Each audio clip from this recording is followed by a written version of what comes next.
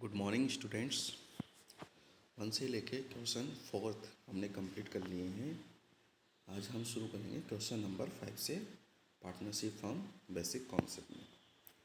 Question number 5 है, give two circumstances under which the fixed capital of partners में change. तो हमें कुछ ऐसी परिस्थिति बतानी है जिसके अंतर्गत फिक्स्ड कैपिटल ऑफ पार्टनर जो है वो चेंज हो जाता है। क्योंकि हमने पढ़ा था फिक्स्ड कैपिटल मेथड में जो पार्टनर्स कैपिटल अकाउंट है वो अनचेंज्ड रहता है। बट ऐसी तो कंडीशन है जहाँ पर फिक्स्ड कैपिटल मेथड से जो पार्टनर्स कैपिटल अकाउंट बनाते हैं उसमें परिवर्तन हो जाता है। वो दो कंडीशन है, लिखा है यहाँ पर, the following are the two circumstances under which the fixed capitals of partner में चेंज। फर्स्ट कंडीशन है, if any additional capital is introduced by the partner during the year. साल में अगर पार्टनर्स के द्वारा कोई एडिशनल कैपिटल इंट्रोड्यूस की है तो जो फिक्स्ड मेथड से हम पार्टनर्स कैपिटल अकाउंट बनाते हैं वो चेंज हो जाता है, क्योंकि हमें एडिशनल कैपिटल भी उसमें रिकॉर्ड करनी रहती है पार्टनर्स कैपिटल अकाउंट में। सेकेंड कंडीशन है, if any part of capital is permanently withdrawn bye the partner from the firm. मान लीजिए किसी पार्टनर ने परमानेंटली अपनी जो कैपिटल थी उसका कोई पार्ट निकाल लिया है तो भी हमारा जो पार्टनर्स कैपिटल अकाउंट है वो चेंज हो जाएगा। Question number second, if a fixed amount is withdrawn. मान लीजिए किसी पार्टनर के द्वारा कोई फिक्स्ड अमाउंट विड्रॉ किया गया है on the first day of every quarter. Condition क्या है यहाँ पे, first day of every quarter. Quarter का मतलब होता है जैसे 12 महीनों, 12 जो महीने हैं उससे मिलके एक साल बनता है। क्वार्टर मतलब उसके 4 हिस्से कर देना, 3 मंथ। ठीक है, for what period the interest on total amount withdrawn will be calculated. तो यहाँ पे हमें कैलकुलेट करना है कि किस तरह हम इसको कैलकुलेट करेंगे। तो इसमें है answer, if a fixed amount is withdrawn on the first day of every quarter.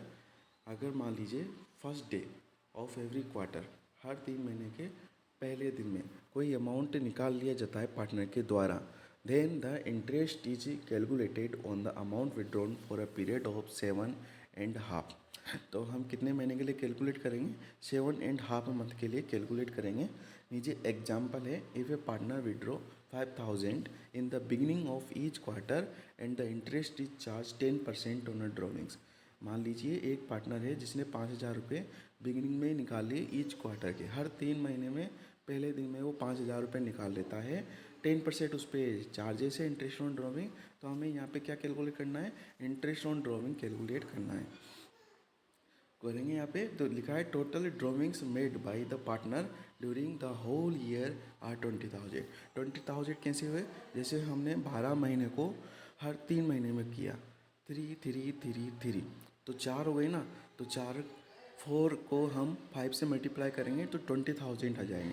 20,000 पे हम क्या करेंगे, 10% कैलकुलेट करेंगे 7.5 महीने से। तो 7.5 कर सकते हैं हम यहाँ पे, अपॉन में 12 रह जाएगा। तो इस तरह से हमारा जो आंसर होगा वो क्या हो जाएगा, 1,250 रुपीज़ हो जाएगा interest on drawing. Question number 7 है, in the absence of partnership deed specify the rules relating to the following. ये क्वेश्चन हमने स्टार्टिंग में भी किया था, लेकिन यहाँ पे भी ये क्वेश्चन पूछा गया है कि पार्टनरशिप डीड में जब एब्सेंस हो जाता है, एब्सेंस का मतलब पार्टनरशिप डीड नहीं बनाई है हमने, तो उस कंडीशन में हम किस तरह से अकाउंटिंग को फॉलो करेंगे। इसमें पहला है share of profit and losses, interest on partners capital and interest on partners drawings and interest on partners loan and salary to a partner। इनमें हम किस किस तरह से फॉलो करेंगे रूल को, ये हमें यहाँ पे एक्सप्लेन करना है। तो इसको हम एक्सप्लेन करते हैं। पहला, share of profits and losses. इसमें लिखा है, if the partners deed is silent. मान लीजिए पार्टनरशिप डीड साइलेंट है on a sharing of profit और losses among the partners of a firm, then according to the partnership act of 1932 के अनुसार profits and losses are to be shared equally. तो जो भी profit और loss होता है साल के अंत में, तो हम उसको इक्वली शेयर करेंगे by all the partners of the firm. आपस में जो पार्टनर है वो जो भी प्रॉफिट होता है और लॉस होता है उसको किस रेशियो में शेयर करेंगे, इक्वली में। इक्वली रेशियो में वो शेयर करेंगे। मान लीजिए 3 पार्टनर है ए बी सी, तो इक्वल रेशियो क्या होगा 1 1 1। उस शेयर में वो क्या करेंगे, उसको प्रॉफिट और लॉस को शेयर कर लेंगे। सेकेंड कंडीशन से इसमें इंटरेस्ट ऑन पार्टनर्स कैपिटल लिखा है। If the partners deed is silent on a interest on a partners capital, मान लीजिए पार्टनरशिप डीड साइलेंट है, then according to the partnership act of 1932 के अनुसार no interest on capital should be given to the partners of the firm. तो कोई interest on capital पे नहीं किया जाएगा किसी भी पार्टनर को। थर्ड कंडीशन है इंटरेस्ट ऑन पार्टनर्स ड्रॉइंग्स। इसमें लिखा है if the partners deed is silent, मान लीजिए पार्टनरशिप डीड जो है साइलेंट है on interest on partners drawing, then क्या करेंगे, according to the partnership act of 1932 के अनुसार no interest on a drawing should be charged. कोई इंटरेस्ट ऑन ड्रॉइंग नहीं दिया जाएगा from the partners of the firm for the amount of capital withdrawn in the form of drawings. तो कोई भी partner interest on drawing पे नहीं करेगा फर्म को जब पार्टनरशिप डीड साइलेंट है तब। Interest on partners loan, if the partnership deed is silent on interest on partners loan, then according to the partnership act of 1932, partnership deed silent है, interest on partners loan हमें pay करना है, then हम क्या करेंगे, according to the partnership act 1932 के अनुसार the partners are entitled for 6% पर एनम। तो जो इंटरेस्ट ऑन लोन है वो 6% पे किया जाएगा per annum. Interest on the loan forwarded by them to the firm. फिर है salary to a partner. If the partnership deed silent, partnership silent है on salary to a partner के, then according to partnership act of 1932 के अनुसार no salary should be given to any partner, किसी भी partner को salary पे नहीं की। इसके बाद में अब लॉन्ग आंसर क्वेश्चन से, क्वेश्चन पहला है व्हाट इज पार्टनरशिप, पार्टनरशिप क्या है, what are the chief characteristic explain, इसके कैरेक्टरिस्टिक्स क्या है वो हमें एक्सप्लेन करना है। तो सबसे पहले हम पढ़ते हैं पार्टनरशिप क्या है। According to the section 4 of the partnership act 1932 के अनुसार पार्टनरशिप इज एन एग्रीमेंट। क्या है पार्टनरशिप, एक एग्रीमेंट होता है बिटवीन 2 और मोर पर्सन के बीच में, 2 और 2 से ज़्यादा पर्सन के बीच में एक एग्रीमेंट होता है। हु हैव एग्रीड, जो आपस में क्या होते हैं, एग्रीड होते हैं। एग्रीड मतलब सहमत होते हैं टू शेयर प्रॉफिट्स और लॉसेज, प्रॉफिट और लॉस को शेयर करने में ऑफ अ बिजनेस के, that will be carried by all और any one of them acting for all. तो इसका मतलब ये है कि पार्टनरशिप एग्रीमेंट एक ऐसा एग्रीमेंट होता है जो 2 और 2 से ज़्यादा बीच के पर्सन के बीच में एग्रीमेंट किया जाता है और आपस में सहमत रहते हैं कि जो भी प्रॉफिट और लॉस होगा, जो भी उन्होंने शेयर डिसाइड किया है उस शेयर में उस प्रॉफिट और लॉस को क्या करेंगे, आपस में डिस्ट्रीब्यूट करेंगे। लिखा है person who join their hands to set up the business, वह पर्सन जो इस बिजनेस में शामिल होता है आर कॉल्ड पार्टनर्स, उसे पार्टनर्स कहते हैं। इंडिविजुअली एंड कलेक्टिवली उसको क्या कहेंगे, हम फर्म कहेंगे। And the name under which they carry out their business is termed as a firm name. जिसके अंडर में वो काम कर रहे हैं, जिस पार्टनरशिप को चला रहे हैं सब मिलकर, तो उसे हम क्या कहेंगे, उसको हम क्या नाम देंगे, फर्म नाम देंगे, पार्टनरशिप फर्म। फिर इंपॉर्टेंस कैरेक्टरिस्टिक्स ऑफ पार्टनरशिप क्या है, पहला है 2 और मोर पर्सनस। इसको हम डिटेल से पढ़ते हैं, देखो काफ़ी डिटेल्स इसमें लिखा हुआ है, तो हम इसको एक्सप्लेन करते हैं अच्छे तरह आप समझना। इसको पोज करके भी आप इसको रीड कर सकते हो। तो इसमें 2 और more persons, partnership is an agreement, ये तो हमने पढ़ ही लिया भाई। पार्टनरशिप जो है एक एग्रीमेंट है बिटवीन 2 और मोर पर्सन के बीच में coming together for a common goal, और वो सब एक कॉमन गोल के लिए कार्य करते हैं पार्टनरशिप में। There should be at least 2 persons, और कम से कम 2 पर्सन तो होना ही जरूरी है टू फॉर्म है पार्टनरशिप को कंडक्ट करने में।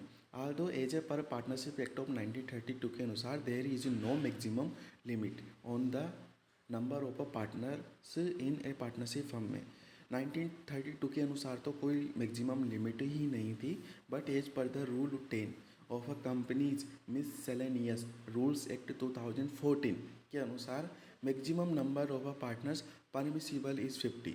मैक्सिमम लिमिट क्या बताएं यहाँ पे 50।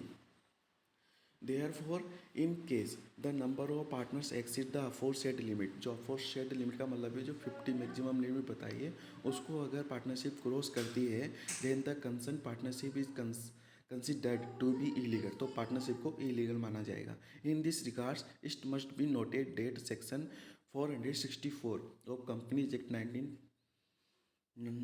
Companies act 2013 the maximum number of partners permissible to 100 कर दिया गया था यहाँ पे। However it must be noted that the maximum number of partners is not limited in a case in association of और partnership is form by the professional के द्वारा अगर कोई पार्टनरशिप बनाई गई है तो उसमें मैक्सिमम लिमिट नहीं होती है। सच एज चार्टर्ड अकाउंटेंट जैसे कि लॉयर्स है, कंपनीज सेक्रेटरीज है, इनके द्वारा कोई पार्टनरशिप की जाती है तो उसमें मैक्सिमम लिमिट फिक्स नहीं होती है।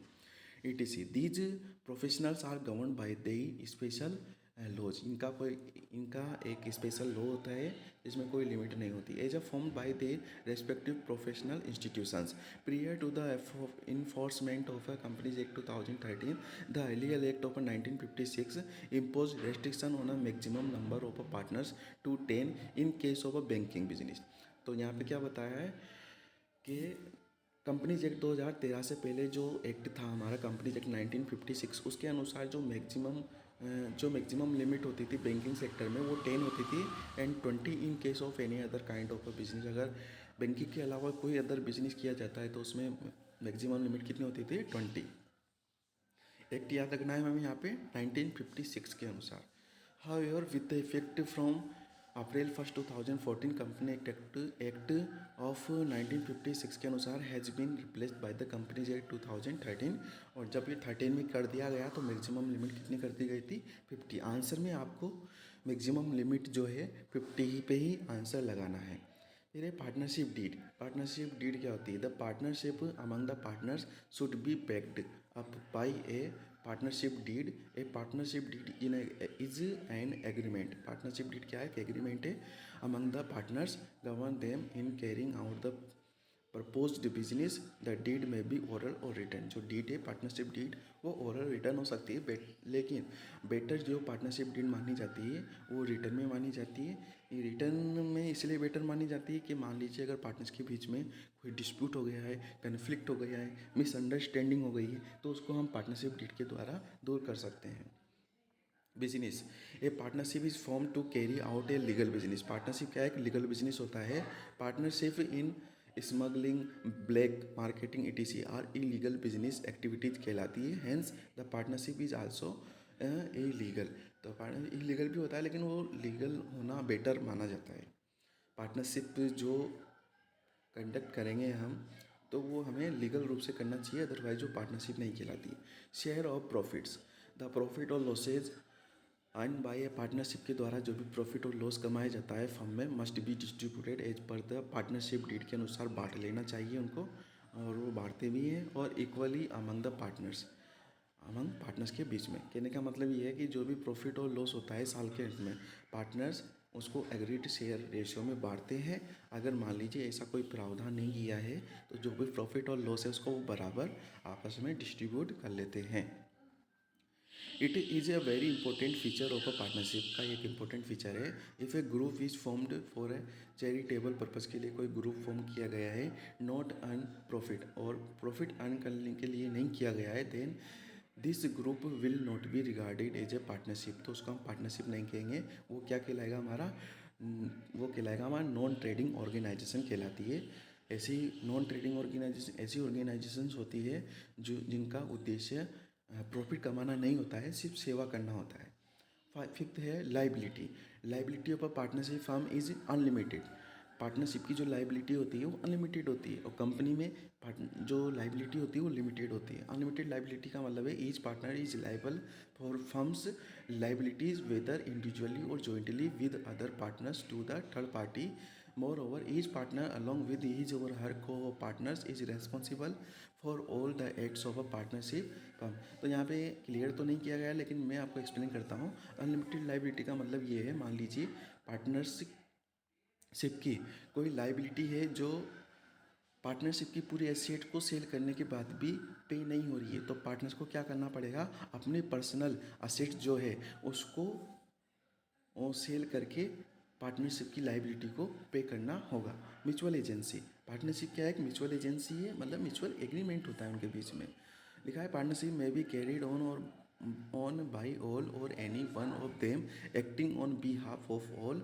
It means all the partners of a firm are equally entitled to participate in the activities of the business तो इसका मतलब है म्यूचुअल एजेंसी का मतलब सभी को मिलके साथ में काम करना है। ऐसा नहीं है भाई हमने पार्टनरशिप बना ली, ए बी सी ने पार्टनरशिप बना ली और ए कोई काम नहीं कर रहा, सिर्फ बी सी ही कर रहे हैं, तो ऐसा नहीं होगा। म्यूचुअल एजेंसी है, म्यूचुअल एजेंसी का मतलब सभी को पार्टिसिपेट करना है। नोट लिखा है यहाँ पे मैंने, तो नोट में है इन case of any questions regarding the permissible limit on the maximum number of a partners. अगर मान लीजिए कोई क्वेश्चन आता है मैक्सिमम लिमिट ऑफ पार्टनरशिप में कि मैक्सिमम पार्टनर्स कितने हो सकते हैं, तो आपको जो आंसर देना है वो 50 देना है। Thank you.